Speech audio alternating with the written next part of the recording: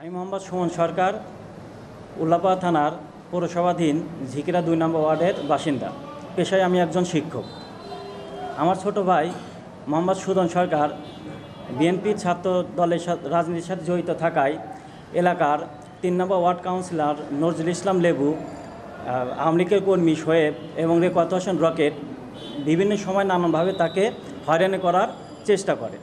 কাছ থেকে ১ লক্ষ টাকা চাঁদা দাবি করে এবং চাঁদা দিতে অস্বীকার করলে তারা আমাদের ৩৬ ঘন্টা থানায় আটক রেখে দেয় এবং আমাদেরকে একটি মিথ্যা মামলায় জড়িয়ে আদালতে প্রেরণ করে।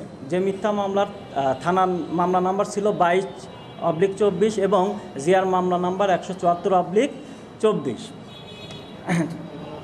প্রিয় সাংবাদিক ভাইরা, আমার ছোট ভাই মোহাম্মদ সুজন সরকার পুলিশের উপপরিদর্শক এসআই পদে পরীক্ষা দিয়েছে। সে রিটার্নে উত্তীর্ণ হয়েছে এবং ভাইবার জন্য অপেক্ষমান ছিল। এমত অবস্থায় তার এই ক্ষতি সাধনের জন্য সে ডিসকোয়ালিফাই হয়ে যায়।